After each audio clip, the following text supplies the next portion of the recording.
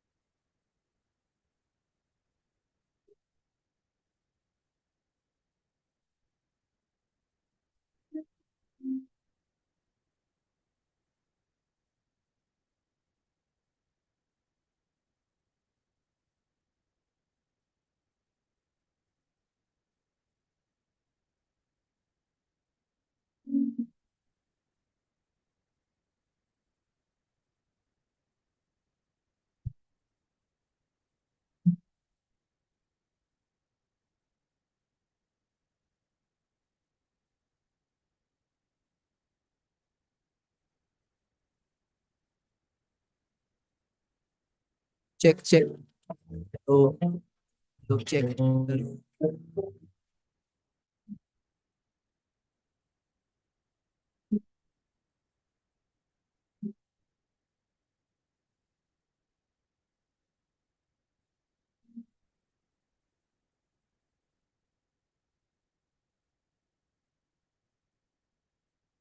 Mic check, mic check. Check, check, one, two, check. Check, check, check.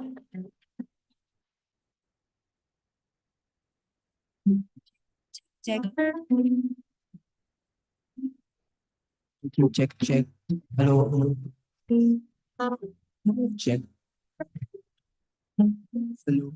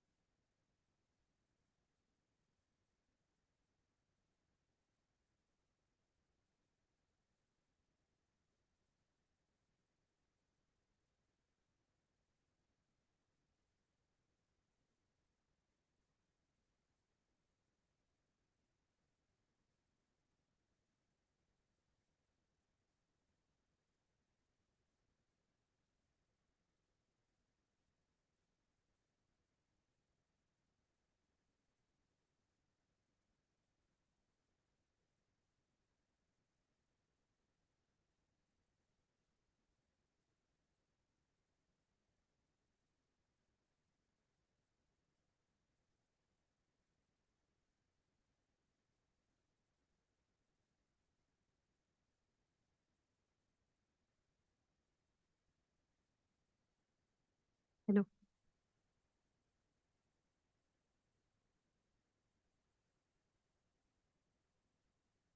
Good morning, everyone. The event will begin shortly. Everyone is requested to put their phones on silent and make minimal movement. I repeat, everyone is requested to put their phones on silent and make minimal movements.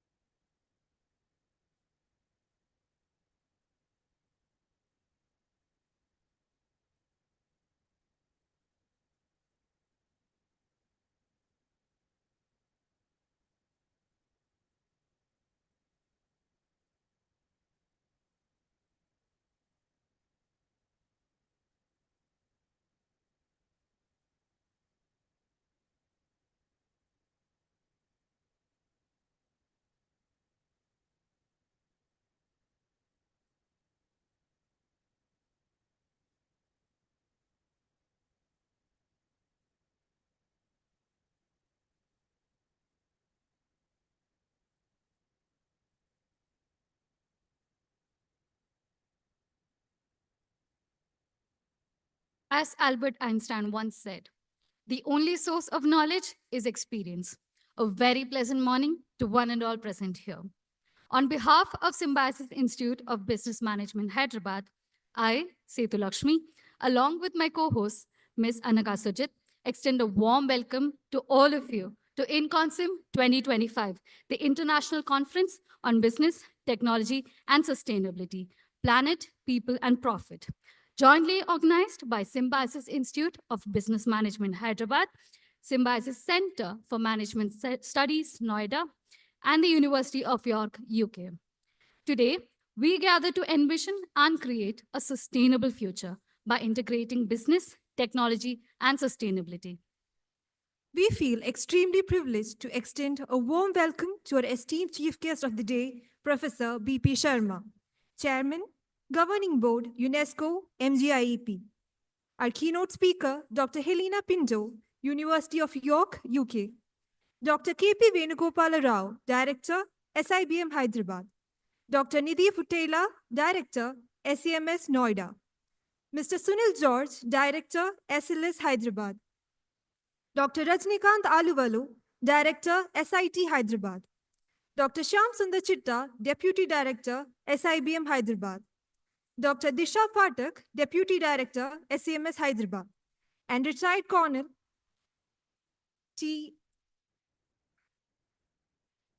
Retired Colonel And retired Colonel T. Venugopal, Campus Administrator, Symbiosis Hyderabad, for gracing this occasion with their presence. We are also honored to welcome all the distinguished faculty members, industry experts, research scholars, participants, staff members, and students from all across the globe. Your presence here adds immense value to this conference, and we look forward to an insightful and an enriching session ahead. Symbiosis International University stands for excellence in education, research, and industry collaboration. To give you a glimpse of our prestigious institution, let us now take a look into the SIU video.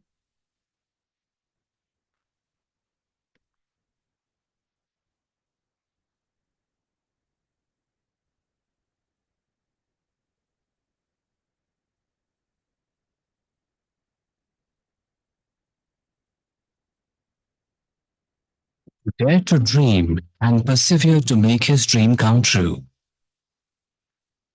The story of a visionary Indian who thought differently and made an enormous difference to the lives of thousands of students all over the world. The story of Dr. Shantaram Balwant Mujumdar, the founder of Symbiosis. It began when Dr. Mujumdar, the rector of the boys' hostel at Pune's historic Ferguson College, was spending a quiet afternoon in his quarters. All students from India had left for their Diwali vacation. Only students from other countries had stayed back. Suddenly, Dr. Mujumdar's attention was drawn by the sight of a girl student. She was standing under a window of the boys' hostel, stealthily passing a small parcel to a boy inside. Suspecting mischief, Dr. Mujumdar went to the room to investigate. What he saw there left him disturbed and distressed. The girl had gone there to provide food to a Mauritian boy suffering from jaundice. The incident left a deep impact on Dr. Mujumdar's mind and a void in his heart. He was so moved by the experience that he resolved to improve the plight of foreign students studying in India.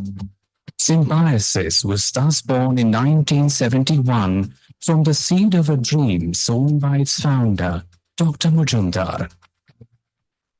His dream was to create an educational institute where, in his own words, students from all over the world would live, study, eat, and play together in an atmosphere of peace, harmony, mutual respect, and acceptance of cultural diversity. An institute from where foreign students would return to their countries as friends and ambassadors of our nation. Dr. Mujumdar, himself a professor of botany, chose the name symbiosis, the word biologists use to describe a mutually beneficial relationship between two living organisms. The guiding philosophy behind his endeavor was Vasudhaiva Kutumbakam, or the world is one family. Today, the symbiosis sapling has grown into a large tree.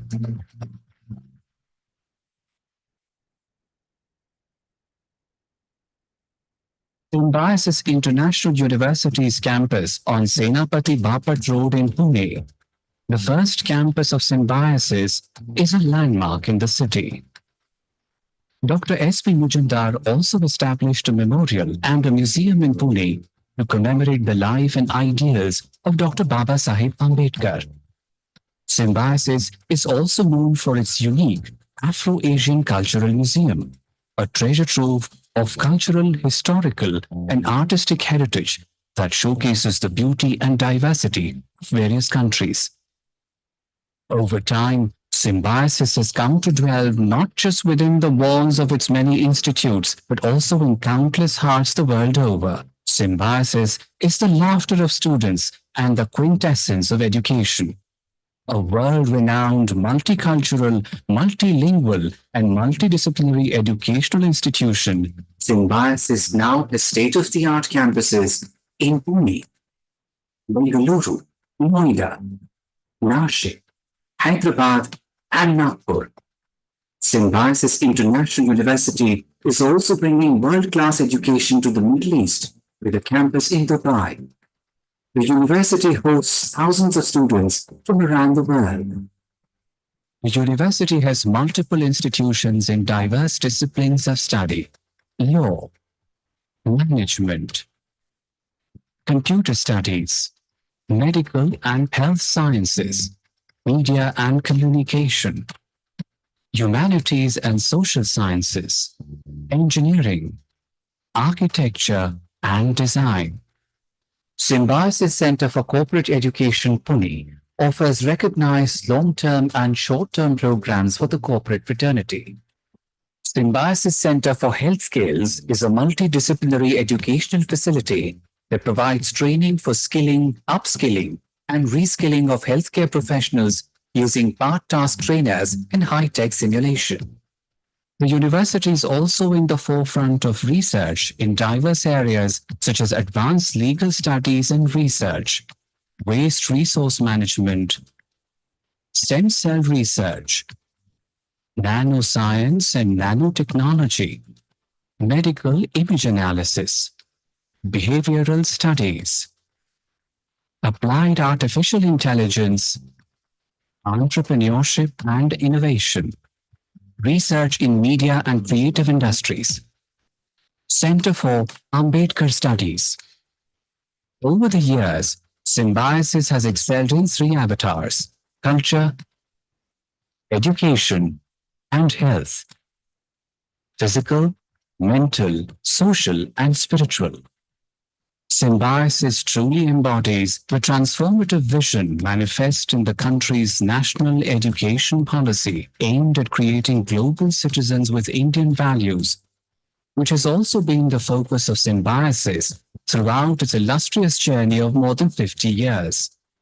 In keeping with the university's largest social commitment, the Medical College and the 900-bedded state-of-the-art Symbiosis University Hospital and Research Center are dedicated to serving humanity. This is evident in their commendable service to people in the many villages and hamlets around the lovely campus. These institutions have been instrumental in ensuring the well-being of the community, especially during the COVID-19 pandemic. Symbiosis Community Outreach Program and Extension, or SCOPE, is working towards the sustainable, comprehensive, and integrated development of the villages located in the vicinity of Symbiosis International University's main campus. The university continues to attract a multitude of well-known leaders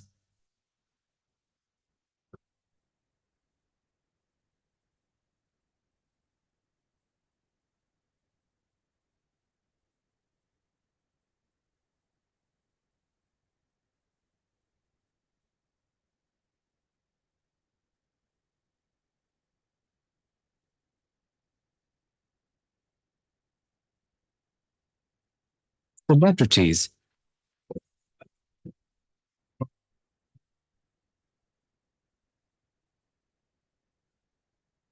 and iconic personalities.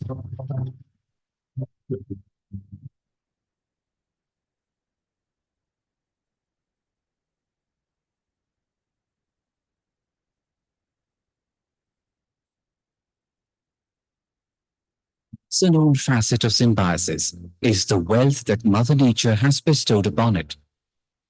The university campus at Lovely is home to a large variety of flora and fauna.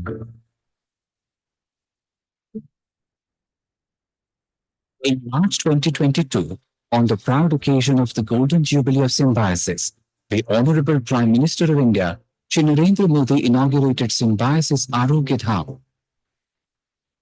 50 years ago, the idea germinated in my mind to promote friendship and understanding between foreign and Indian students and thereby promote international understanding.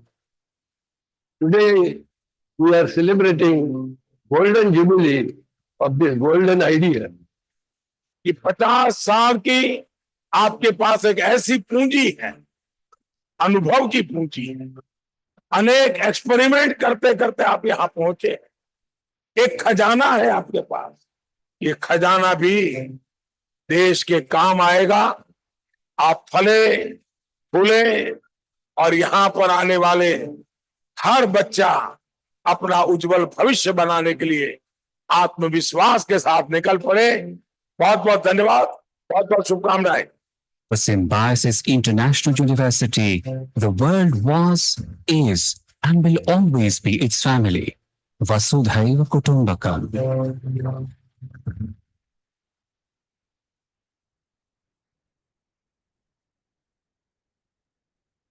This is the story of a man. You enjoyed the presentation and gained insights into the vision and achievements of SIBM. Moving forward, it is now time to honor all the esteemed guests who have graced us with their presence. We now invite our esteemed chief guest of the day, Professor B.P. Sharma, Chairman, Governing Board, UNESCO MGIEP, and Dr. Helena Pinto, University of York, UK, onto the stage. Let's give them a huge round of applause.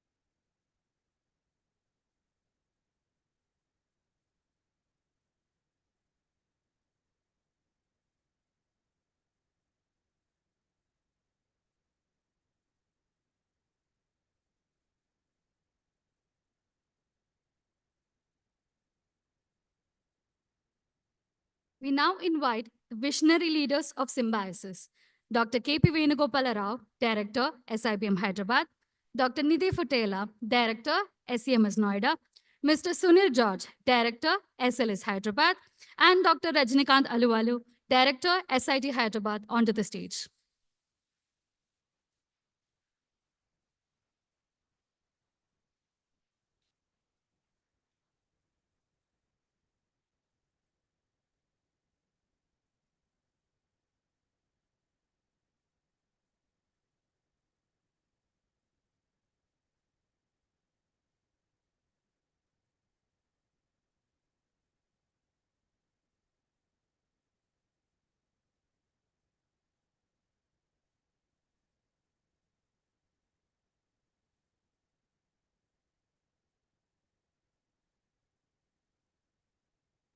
Thank you, everyone. Lighting a lamp symbolizes the removal of darkness and the ushering in of knowledge and wisdom. We invite our esteemed chief guest of the day, Professor B.P. Sharma, Dr. Helena Pinto, Dr. K.P. Venugopala Rao, and Dr. Nidhi Futela, Mr. Sunil George, and Dr. Rajnikant Aluvalu to light the ceremonial lamp and let us seek the blessings of the God Almighty.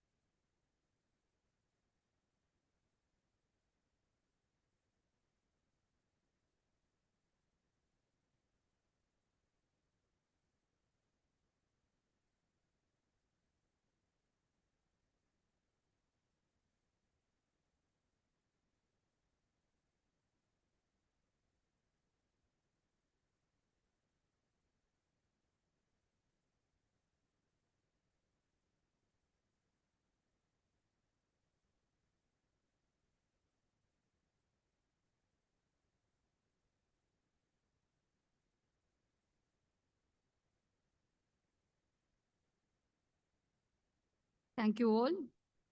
To honor our esteemed guests, we present a token of appreciation. I kindly request Dr. Nidhi Futela, Director, SIBM-H Noida, to felicitate our guest, Dr. Helena Pinto.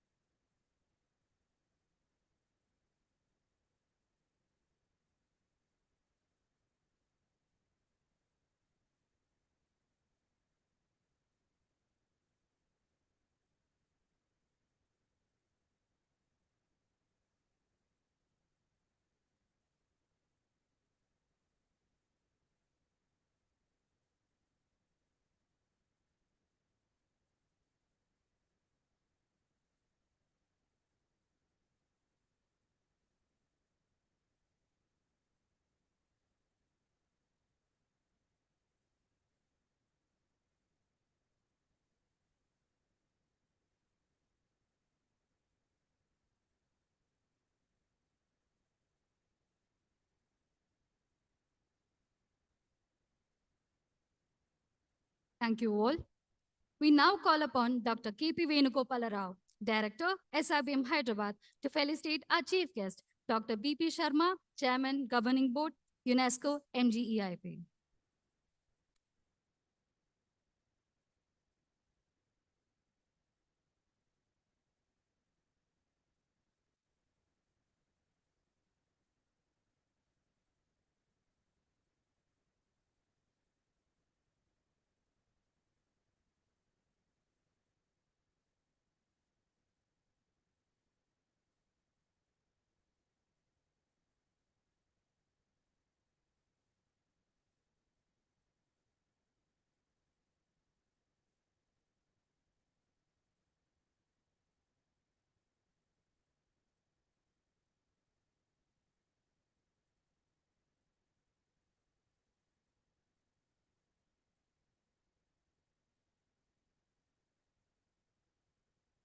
Thank you all for your presence and contributions.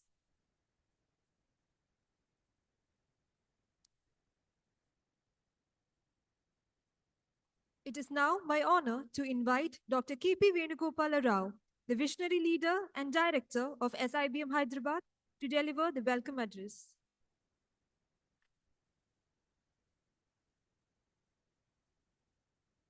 Thank you, thank you.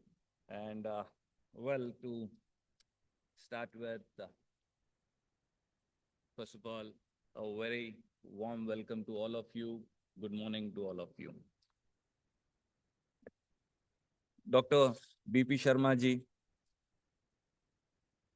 Professor Helena from University of York, Dr. Nidhi Futela from Symbiosis Center for Management Studies, Noida, the leader from that center, Professor Sunil George, Director, Symbiosis Law School, Hyderabad, and my other fellow colleague, Dr. M. Rajnikant, Director, Symbiosis Institute of Technology, Hyderabad campus. Other dignitaries of the dais, my colleagues, students, and the delegates for the conference, a warm welcome to you and namaste. In fact,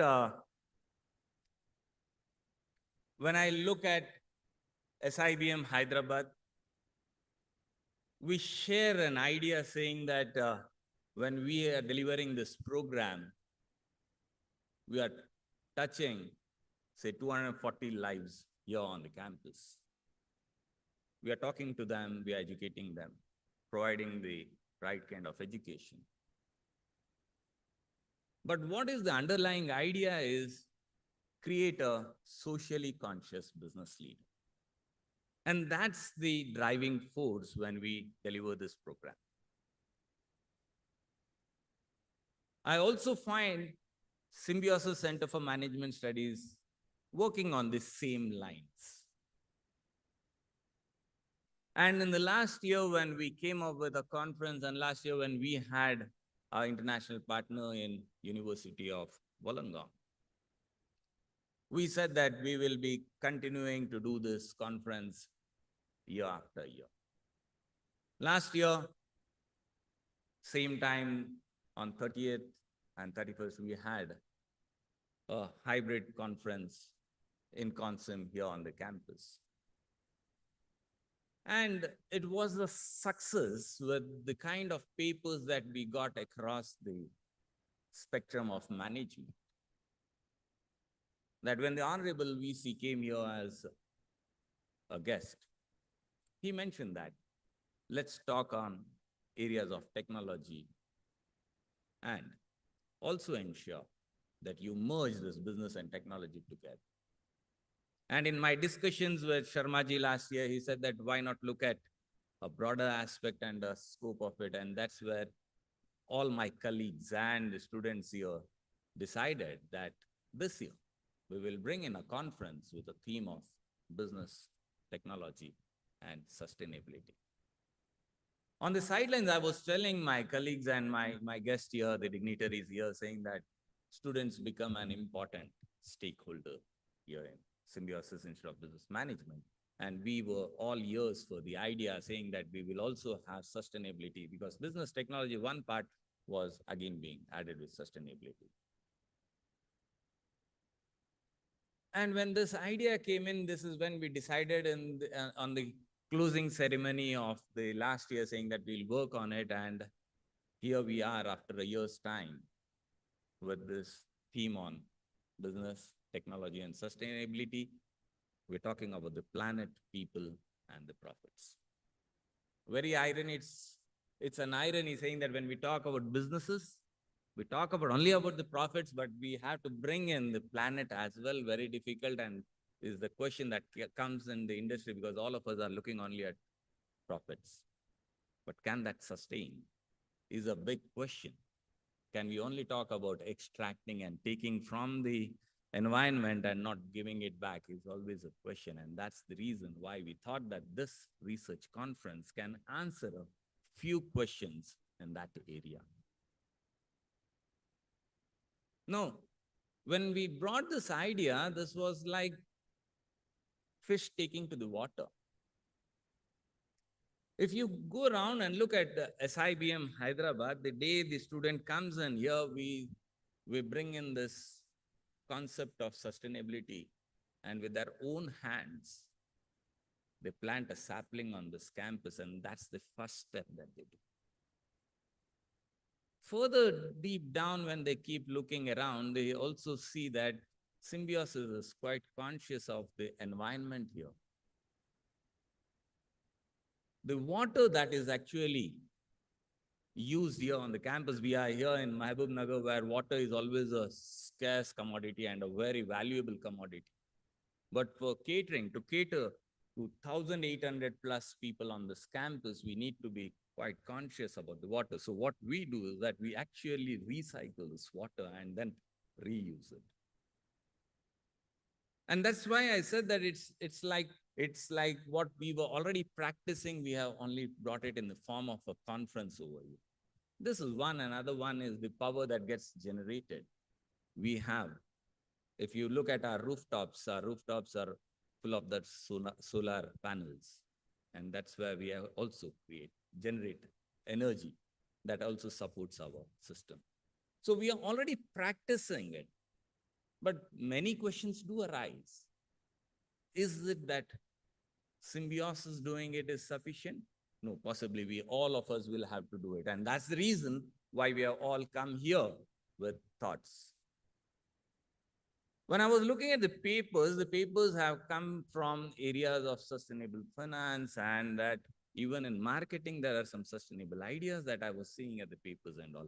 And those are the papers that's going to be presented here. And what is it something new for me? Because technology, the moment the technology came in today, I was talking to Dr. Abhishek, and I was actually mentioning about technology because he was mentioning that he's going to do more work in the area of technology. But as people like us, for me, possibly there is a small section of people like me who actually was quite averse to technology. But today, can we skip it? No, possibly not. And this technology came in my hands somewhere in the year 2018 in the form of that phone and all. And then from there on, I started looking at the YouTube videos. पहले तो किशोर कुमार के गाने वगैरह सुनता था, बाद में then I got to come across this man, Gaur Gopal Das. Very humorously, he would bring in a point of what we Indians are, basically.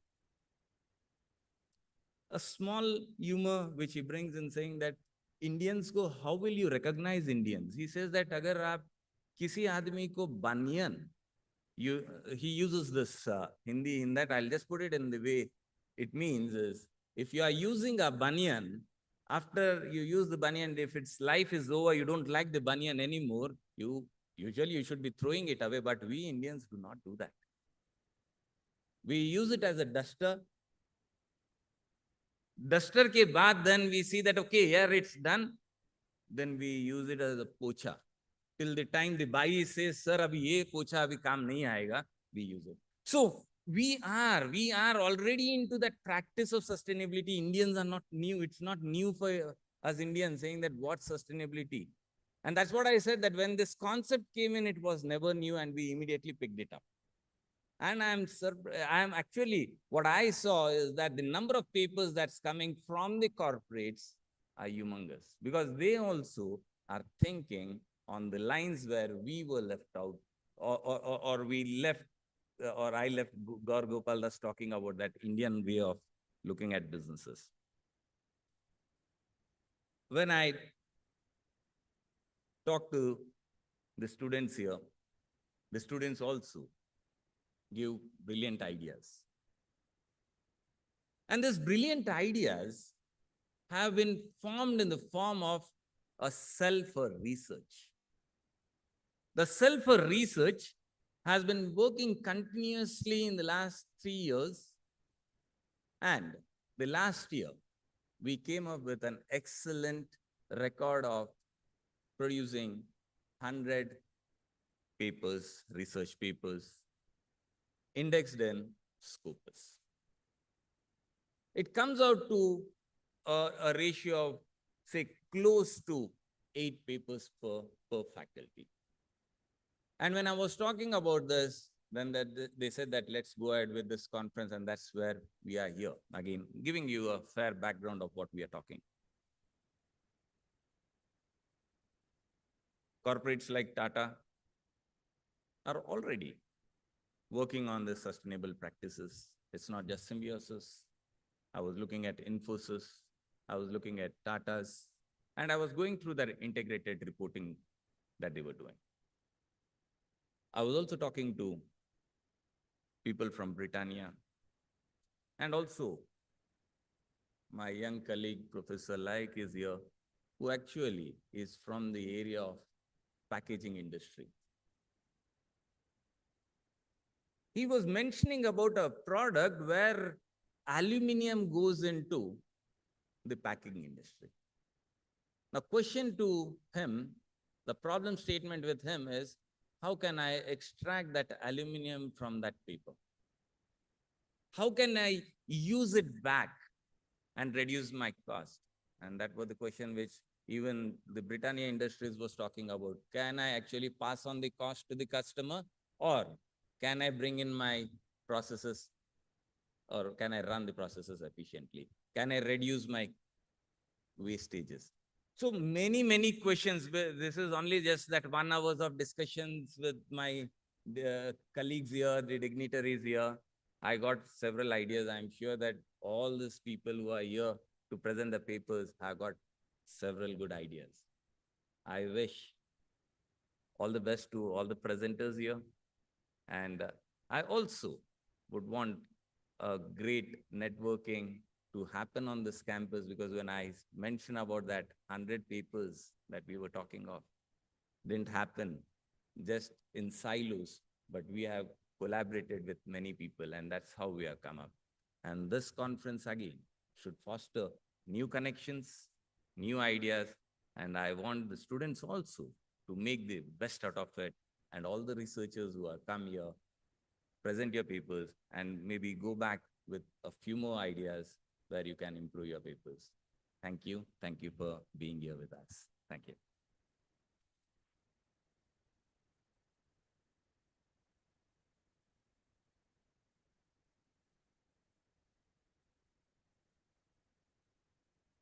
Thank you, sir, for your inspiring words and warm welcome. Moving forward, it is our privilege to introduce our esteemed speaker, Dr. Helena Pinto. Dr. Pinto joined Accounting, Finance, and Actuarial Science Group at the University of York in June 2019. She holds a doctorate in finance from Manchester Business School and has been actively contributing to UK higher education since 2005. Before joining York, Dr. Pinto held academic positions at University of Manchester, University of Strathclyde, and the University of Bradford. Alongside her teaching and research, she has also served as a program leader and director of undergraduate studies. A fellow of British Higher Education Academy, Dr. Pinto has extensive experience in design, development, delivery, and management of finance modules at both undergraduate and postgraduate levels, catering to students both nationally and internationally. Her research focuses on student engagement, and she is currently leading a project that examines the impact of adaptive learning tools on student performance. Her scholarly contributions have been published in several international journals. With such an impressive academic and research background, we are truly honored to have her here with us today. Without further ado, I invite Dr. Pinto to address the gathering.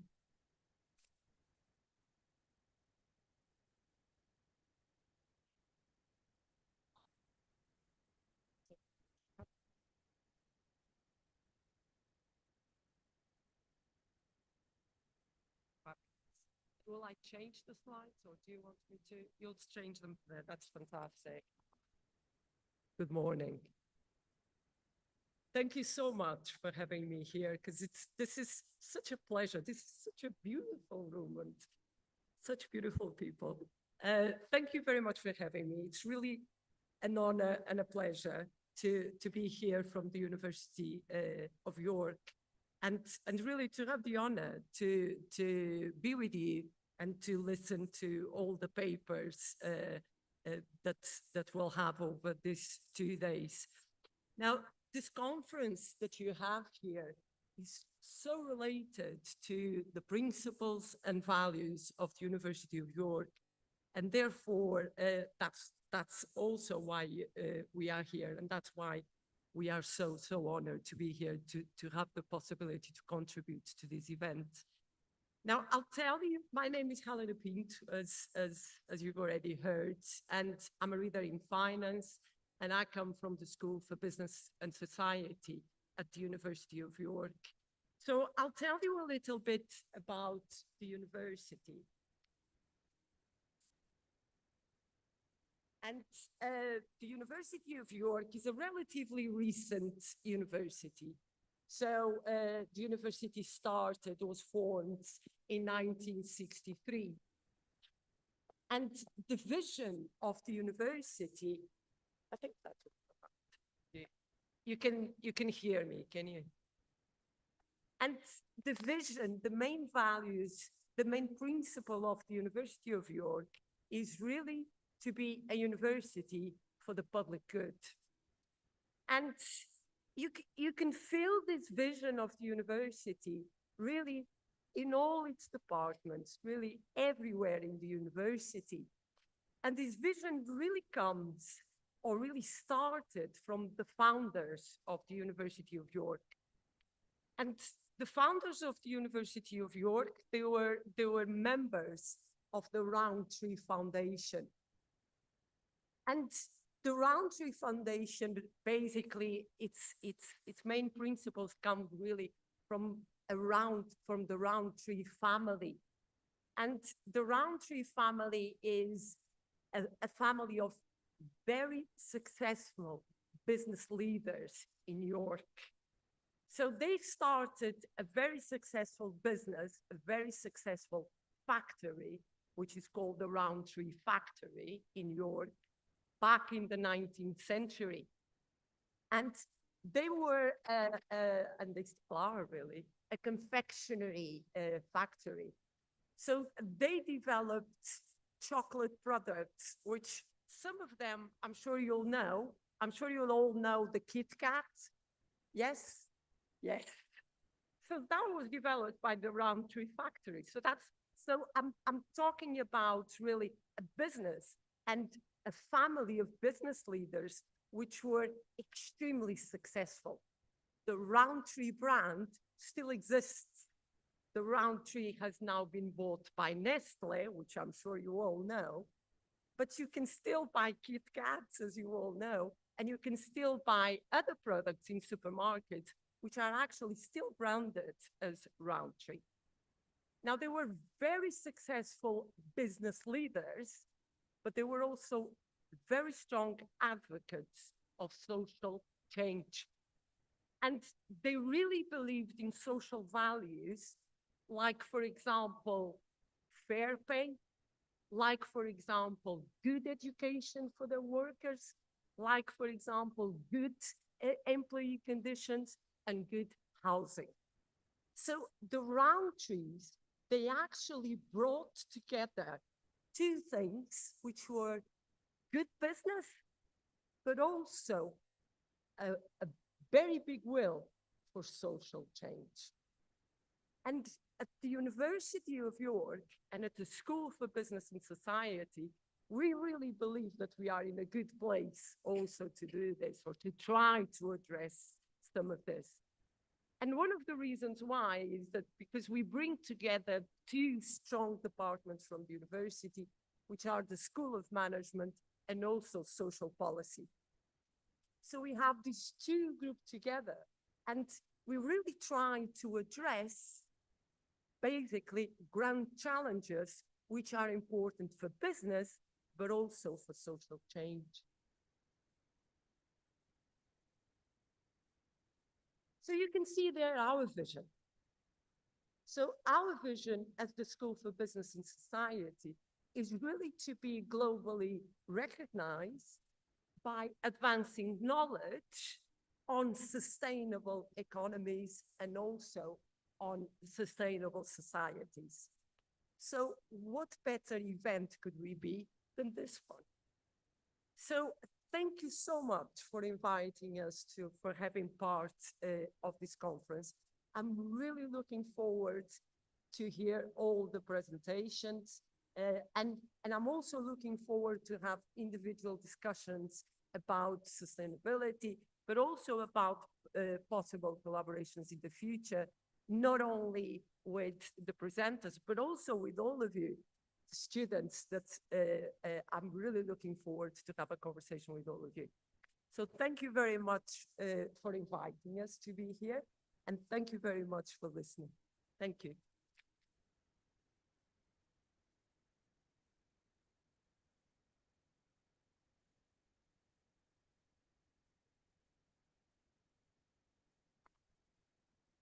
Thank you, Dr. Pinto, for your enlightening address.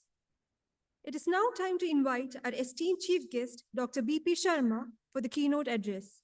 Dr. Sharma currently serves as the chairman of the governing board at UNESCO, Mahatma Gandhi Institute of Education for Peace and Sustainable Development, the first and only Category 1 research institute in the Asia-Pacific region and an integral part of UNESCO, a specialized agency of the United Nations. In addition to this esteemed role, he is also a member of the high-powered committee on the Indian knowledge system under the Ministry of Education, Government of India. Further contributing to the advancement of technical education, he holds the position of chairperson of the Committee of Experts for Revamping the Technical Teachers Training Sector, overseeing the restructuring of the 4 national institutes of technical teachers training and research. Dr. Sharma's commitment to higher education extends to his role as a member of the Haryana Higher Education Council, where he actively contributes to policy development and academic excellence. Known for his exceptional contributions to the field, Dr. Sharma's address promises to be a value addition to our discussions today. Sir, we invite you to share your thoughts.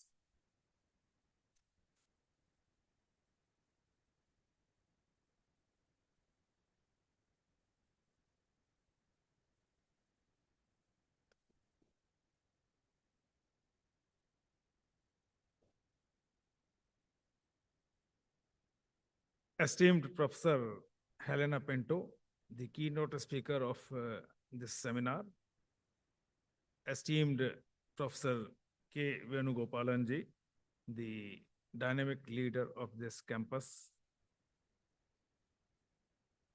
Professor Nidhi Futela, in charge of the Greater Noida campus of Symbiosis School of Business Management, Professor Sunil George, Professor Rajnikant, esteemed guests, deans, HODs, faculty members, delegates, and students. The topic today is very, I can say, interesting and challenging. We cannot envision the challenges we are going to face from the intersection of the technology over business. Just if you go in the past history, in 1820, the difference between the highest and lowest per capita income of the richest and poorest country was only of the order of 1:3. Today, it is 1:400. And this cleavage has been brought about by technology. Just, I'll give you another indicator. Today, there are almost 204 nations, but 60% of global manufacturing is confined to only 4 countries, 28% to China, 17% US, 8% Japan, 6% Germany, and in the remaining 40%, there are almost 196 countries.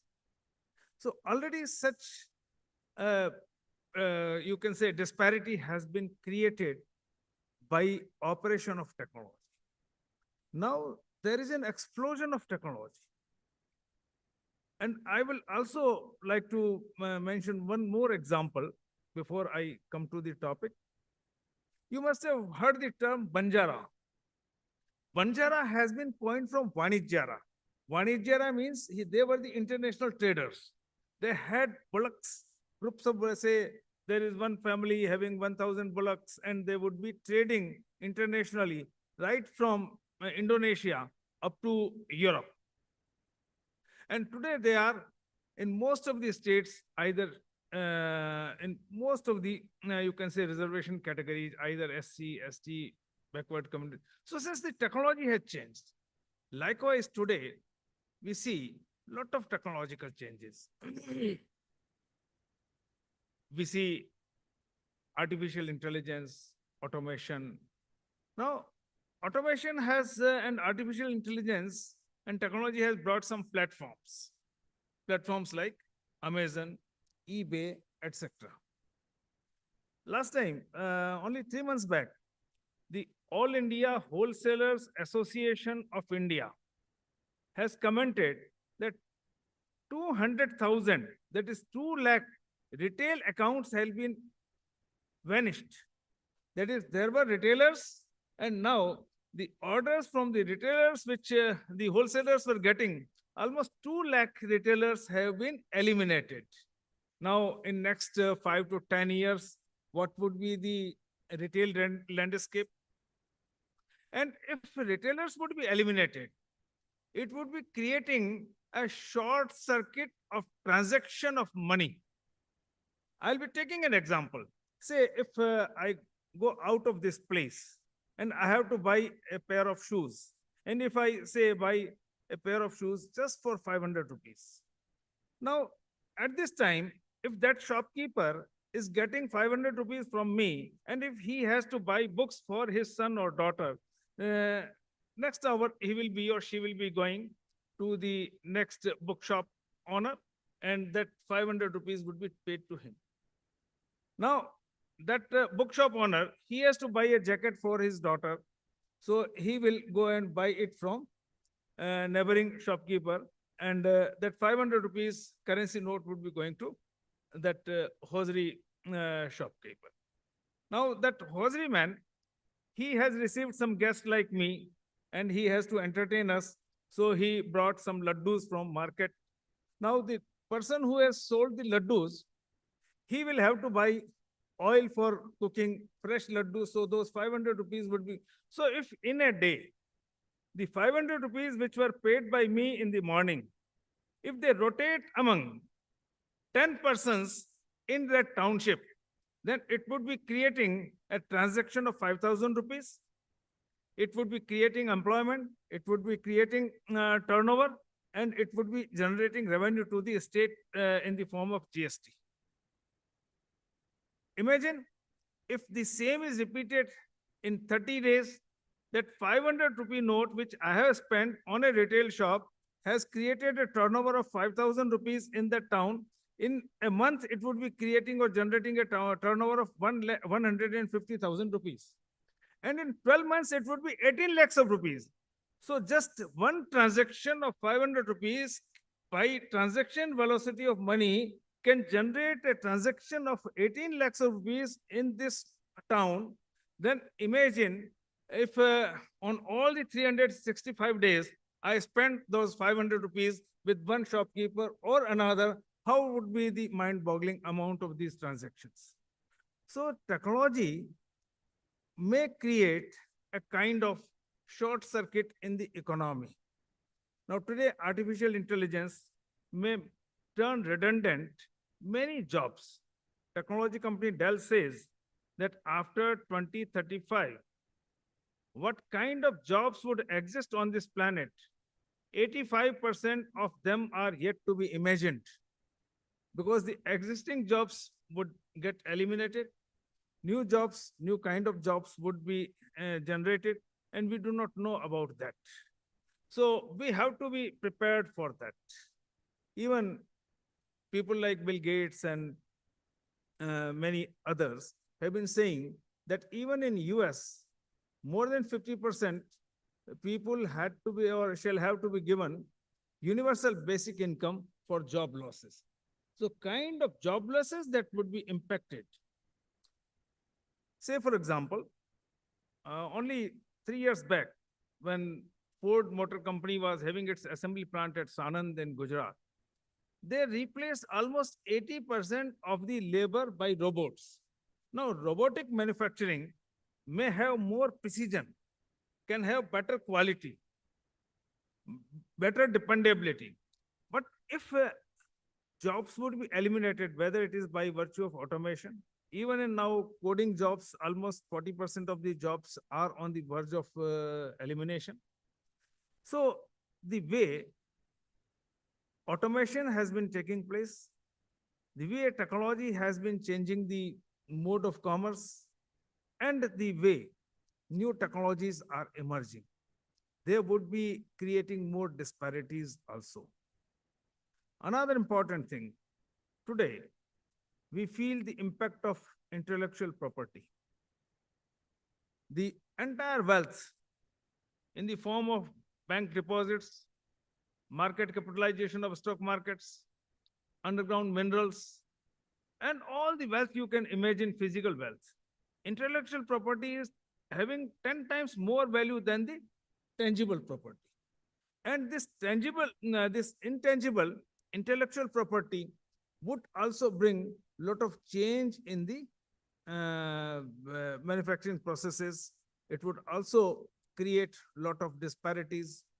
For example, a product having IPR, say there is a drug called Nexavar. It was invented by Bayer AG. It used to sell it for 8 lakhs of rupees per injection. And very soon, when Netco, another Hyderabad-based company, since that drug was not available and it applied for a compulsory license, that I can sell this medicine for 6,000 rupees instead of 8 lakhs of rupees. And I'll be paying 6% royalty to the Bayer AG of Germany also.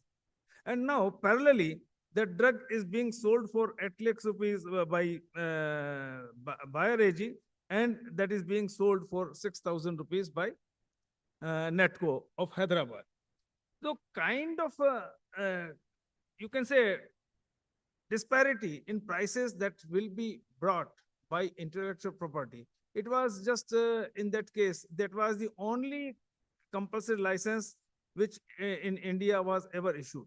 Thereafter, no such compulsory license has been issued. So, the way modern technology is going to bring the changes, it is very difficult to imagine.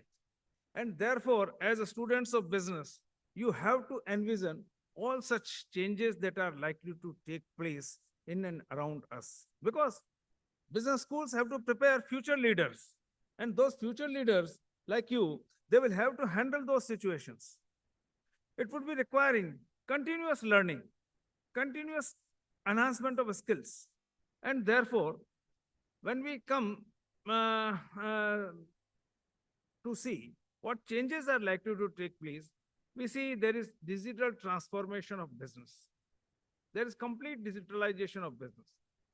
Automation, efficiency, even say for example, machine learning based predictive analysis can be used for predictive repair maintenance, can be used for predictive calculation of attrition rate.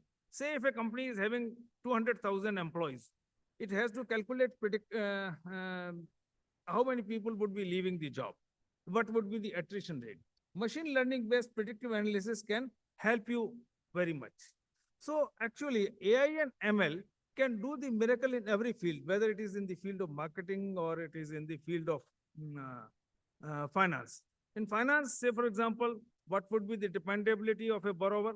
What are the chances of turning it to be a bad debt? Machine learning based predictive analysis can help you in estimating that. And therefore, the way technology can be used would be on the one hand, improving the quality, efficiency, dependability, but at the same time, it would be eliminating the jobs, and therefore there may be contraction of transaction velocity of money. Even say, for example, cloud computing, IoT, even blockchain technology, all these are going to bring rapid changes. Now, the way disruptive innovations are taking place, just I'll mention one thing. This year, very dependable models of self-driven cars have been developed. And probably by 2030, self-driven cars may come as a reality. Now, if self-driven cars come, then why BP Sharma should own a car? One company would be putting 10,000 self-driven cars in Hyderabad. Today, we have taxi, Ola, etc. Now, no Ola, no taxi would be needed. There would be 10,000 cars supplied by one supplier. And when I will come out of Symbiosis, I will just click on my mobile. Any self-driven car would come near me. I'll go to the airport. I'll drop there. I'll make the payment. And then nobody would be required to own a car, because in Bombay, Delhi, London, in every city, there would be corporates would be deputing the cars, self-driven cars. And if I'll not be having, I'll not be buying the cars, then what would be the role of car dealers? There will be no automobile dealers. Or directly, even the car manufacturers, they may place required number of self-driven cars in different cities of the world. So you have to imagine how this technology is going to bring a change in the overall business space, and what kind of businesses would exist and what kind of businesses would perish. That has to be imagined. Even say, for example, a few days back, I was sitting in a medical college. So we were saying that artificial intelligence would be eliminating the role of a radiologist, because what radiologist does, X-ray film or MRI machine that films the, or that scans the brain of a person, and the radiologist writes the report. Now, if AI can write a better report than a radiologist, because a radiologist's memory may not be helping him that much to write a report, that an artificial intelligence based tool can help. And therefore, whether it is the pathologist or it is the radiologist, or many such jobs would be eliminated. Now we are having robotic arms to do surgical operations. So how the demand of the surgeons would be eliminated. So actually, in every field, such reverberating changes are likely to take place, whether they are in diagnostics, even in drug development. Today, AI is being used for new drug development, repurposing of the drugs. So many of the researches which are being conducted by scientists in the lab, that would be done by artificial intelligence. So I think this is the right time to envision and do the brainstorming that how various job roles would be affected. Now, at the same time, many new and millions of new jobs would be created. Almost 40% of technology capability centers of the world are getting located in India. People are working on analytics and all those jobs. So all together, new kind of jobs would be required to do programming for artificial intelligence, for development of solutions. Because say, for example, today, even in agriculture also, AI has helped to identify any deficiency in any crop by the color of foliage. You can put those cameras and in the photo bank of that camera, you can place the diagnostic tool for crop analysis. And then you can see in which area, which crop is having what deficiency, what pest attack is there, and what kind of it should be sprayed. Even Illinois University has done very good job with respect to agriculture, that when a farmer has sown his crop, how the temperature and humidity has varied across the season, what nutrients he has added, and that AI, algorithmic AI-based product can predict when the farmer's crop would ripen and how much would be the yield. So even we see some of the Chinese companies have done the big data analysis of all the X-ray films that were produced in China. And on the basis of that, now they have developed an AI-based predictive analysis tool, which can predict who can have lung cancer when, who can have tuberculosis when, and this can be used. Now, all the countries would be requiring, all the clinics would be requiring that Chinese software. And therefore, it would be earning fortunes for that company which has developed this software for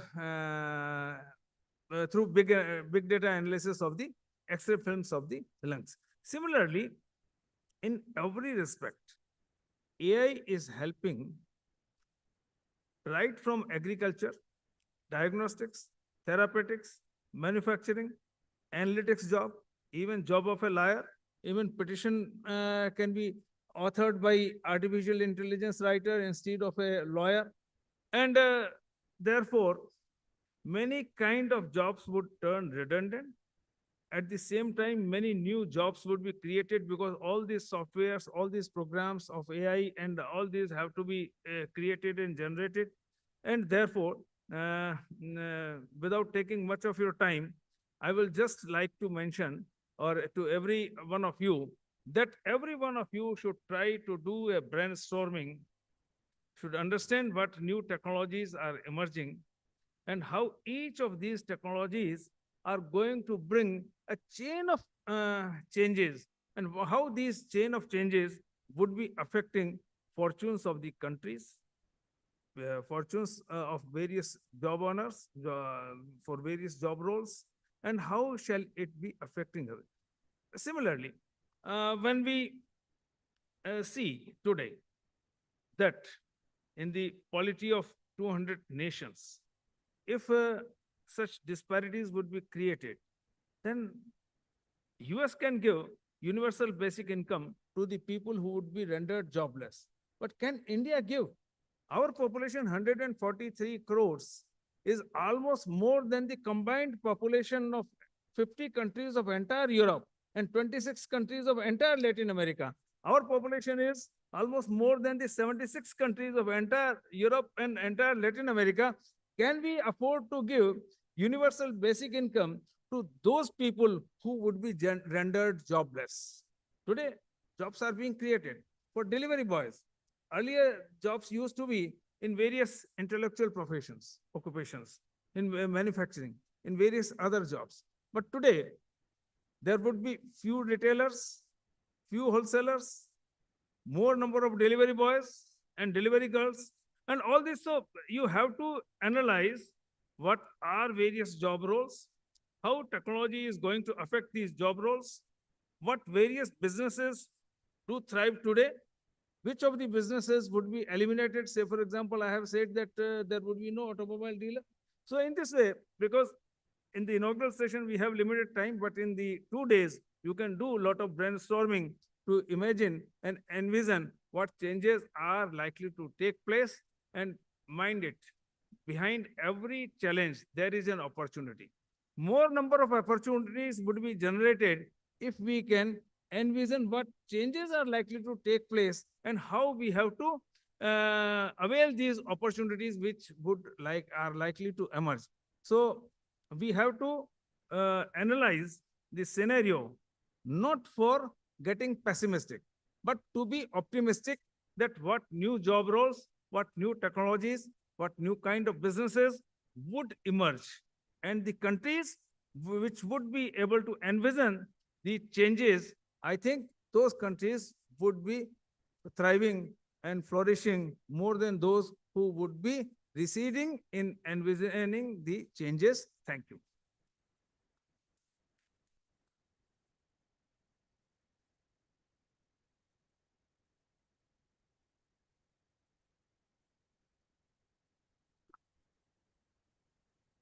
Thank you, Dr. Sharma, for your insightful keynote address. Your words have truly set the stage for the conversations ahead. Moving forward, we now arrive at a significant milestone of Inconsym 2025, the official release of the Book of Abstracts. This compilation represents the collective intellectual efforts of researchers and academicians who have contributed their valuable insights to this conference. To mark this occasion, may I now request our esteemed session chairs, Professor B.P. Sharma, Dr. Helena Pinto, Dr. K.P. Venugopala Rao, and Dr. Nidhi Futela to kindly proceed with the book release.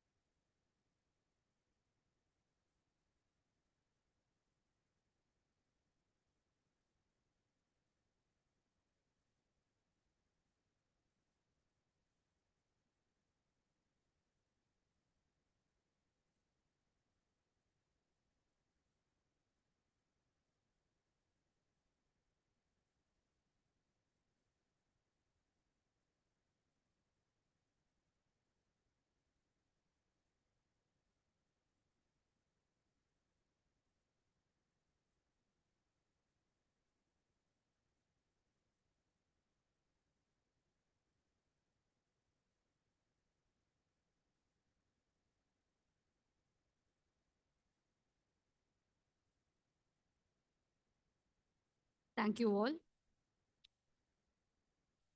We would like to invite our resource persons who are playing a pivotal role in making this event a grand success through their expertise and knowledge in the form of delivering conference workshops and chairing the sessions.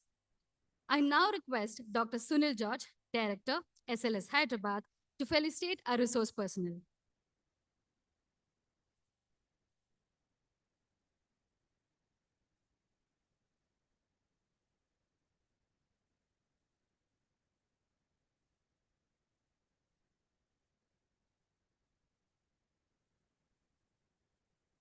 May I now invite Dr. Bob Henley to kindly come onto the stage.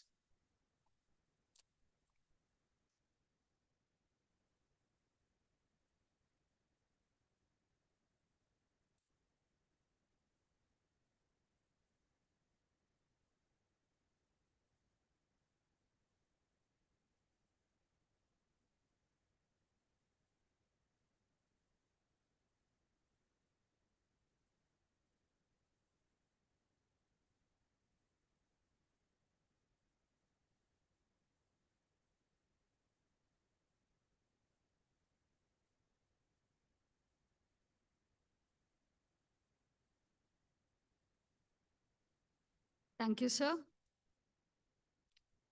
May I now invite Dr. Balan to kindly come onto the stage, please.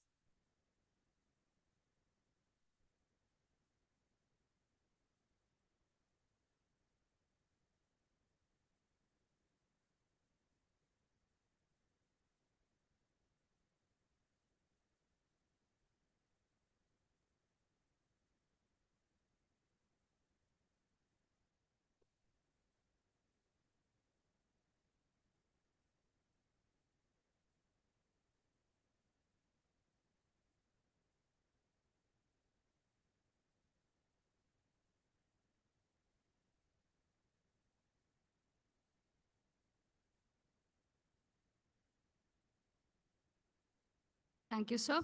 I now invite Professor Raja Shekhar to kindly come onto the stage, please.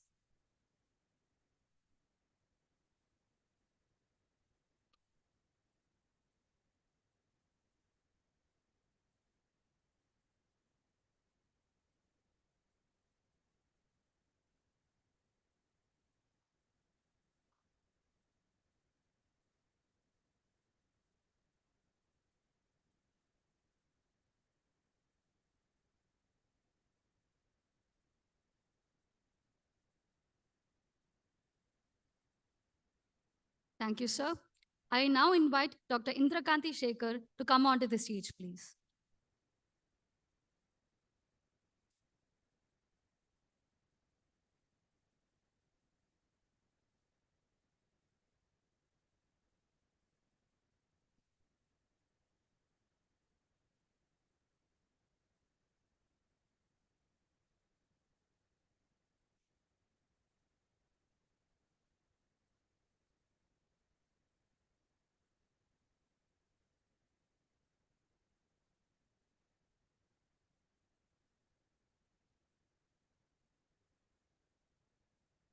Thank you, sir.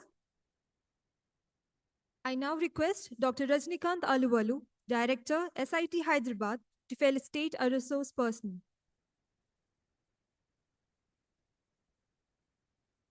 May I now request Professor Ravi Kumar to come onto the stage.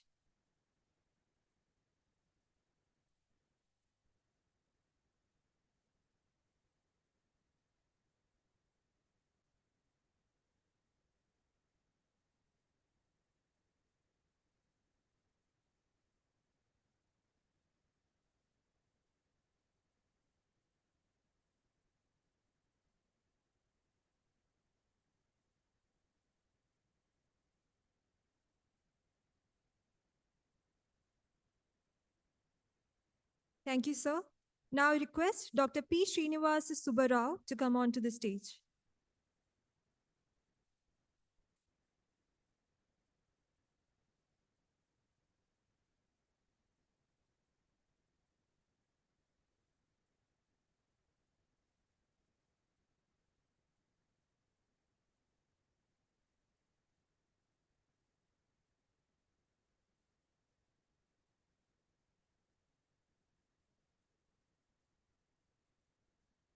Thank you, sir. Now I request Dr. Divya Kriti Gupta to come onto the stage.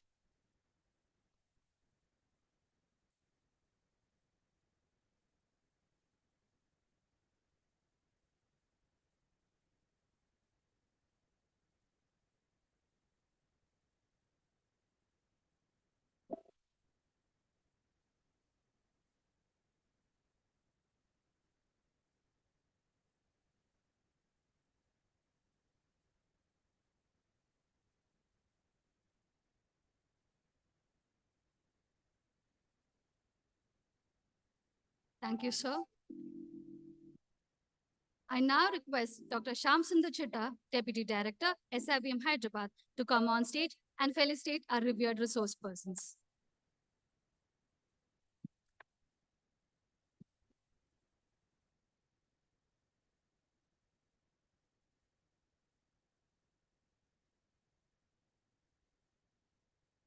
I now invite Professor Dipin Mathur to kindly come onto the stage.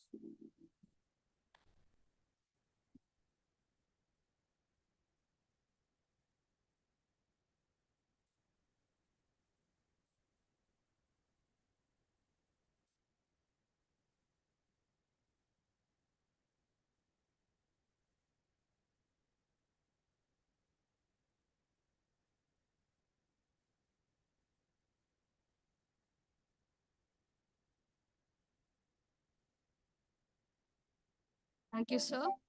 I invite Professor Pushpakant Shakdweepi onto the stage, please.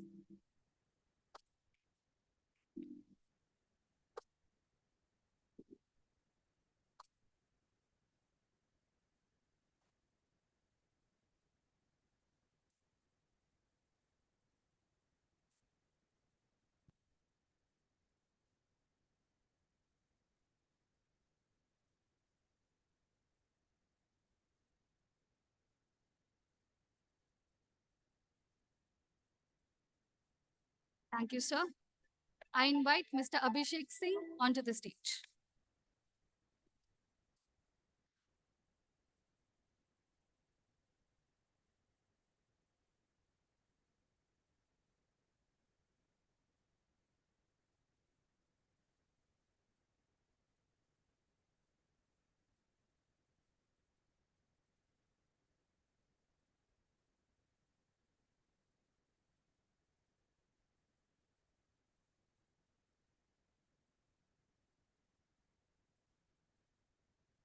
Thank you, sir.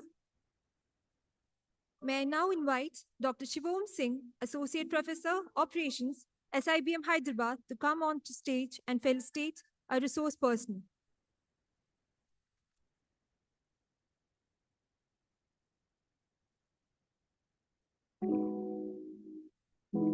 May I now invite Dr. Sheikh Amruddin to come onto the stage.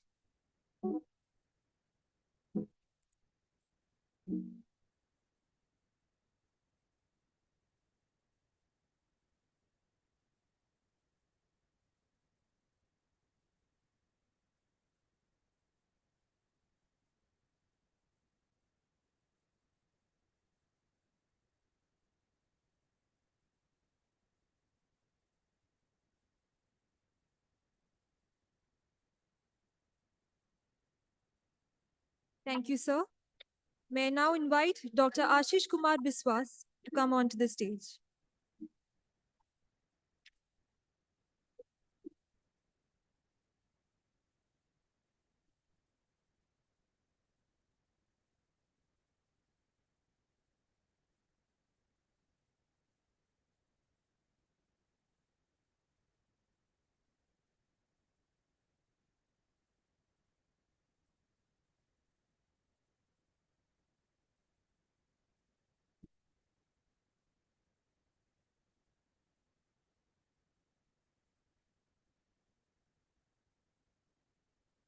Thank you, sir.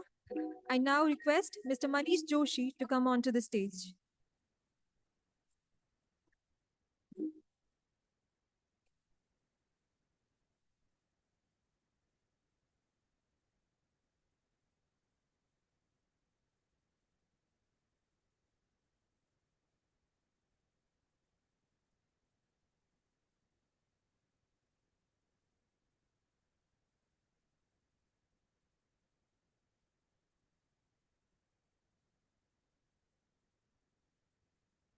Thank you, everyone, for being a part of this memorable moment. As we approach the conclusion of this inaugural session, it is time to express our gratitude to all those who have made this event a grand success.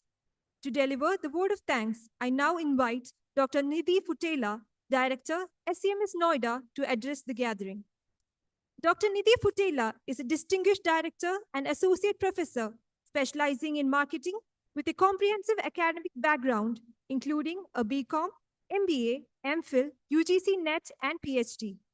Her expertise encompasses a wide array of areas within marketing, including e-marketing, consumer behavior,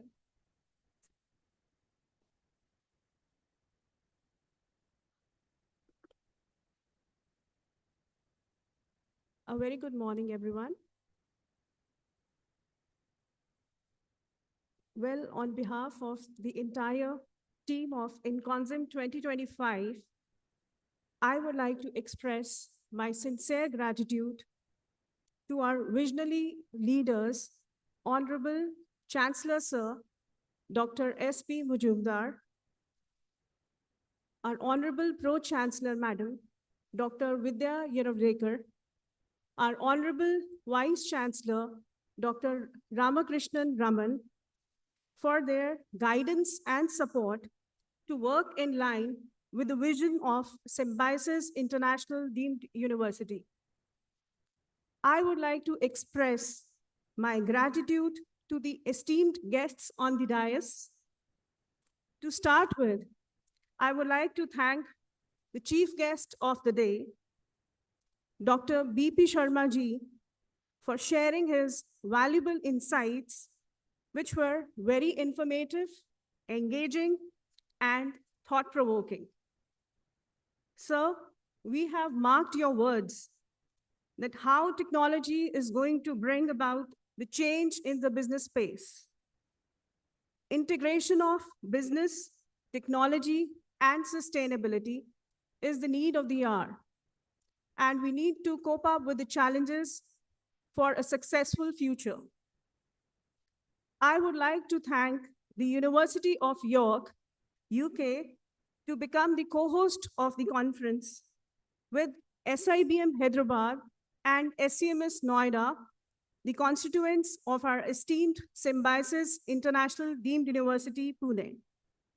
The synergies of both the universities working collaboratively are visible in the form of outstanding contributions by the researchers for this conference.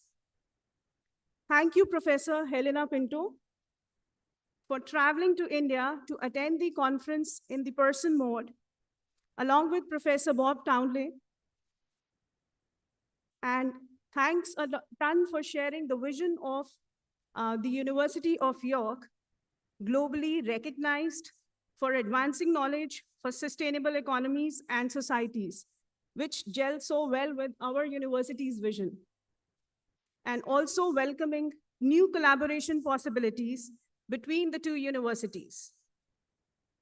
Then I would further like to extend my gratitude to Professor William Newberry, Professor Bob, Professor Ernesto, and Professor Wendy Purcell for their kind consent to deliver the workshops to the researchers community. I'm sure that the researchers will have a great learning from your expertise, which will be helpful in doing good quality research work in the coming years. Further, I would like to thank Dr. Sunil George, Director SLS Hyderabad, and Dr. Rajnikant, Director SIT Hyderabad, for gracing the occasion with their benign presence during Inconsym 2025. I would like to extend my gratitude to the members of the advisory committee for their unwavering support and advice during the last few months. I would like to thank the publication partners who have partnered with us and provided good publication opportunities to the researchers. I would also like to express my gratitude to the session chairs for giving their consent and sparing their valuable time to attend the event, both in online and in offline mode. Let us give applause and heartfelt appreciation to the organizing team members, Dr. Shivom Singh, Dr. Sham Sundar Chitta, Dr. KDV Prasad, Dr. Priya Grover, Dr. Pragya Singh, Dr. Prashant Dev Yadav, and Dr. Dolly Gore. Special mention to the IT team and the administrative staff members for their because their contributions helped in making this event a grand success. Last but not the least, let us applaud and appreciate the efforts put in by the students of SIBM Hyderabad. Finally, I'd like to convey my gratitude to everyone here for taking their time to join us today and for assisting us in making this event a huge success. Thanks to each one of you.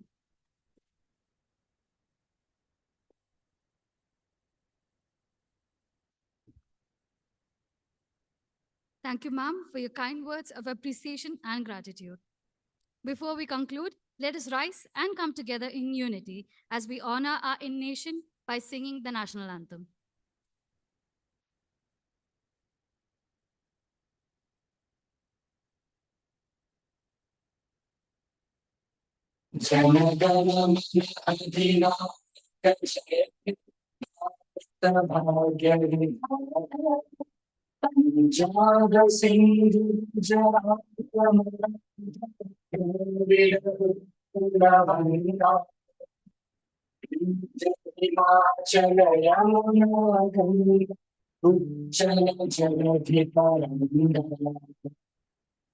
शुभ नामे जागे तब शुभ आशीष मांगे आगे तब जय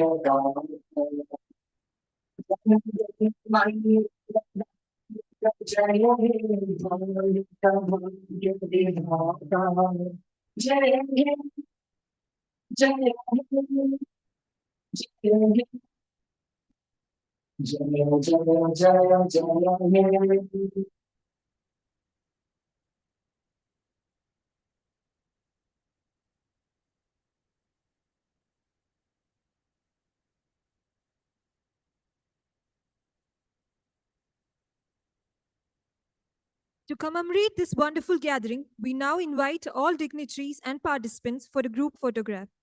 Kindly proceed for the same.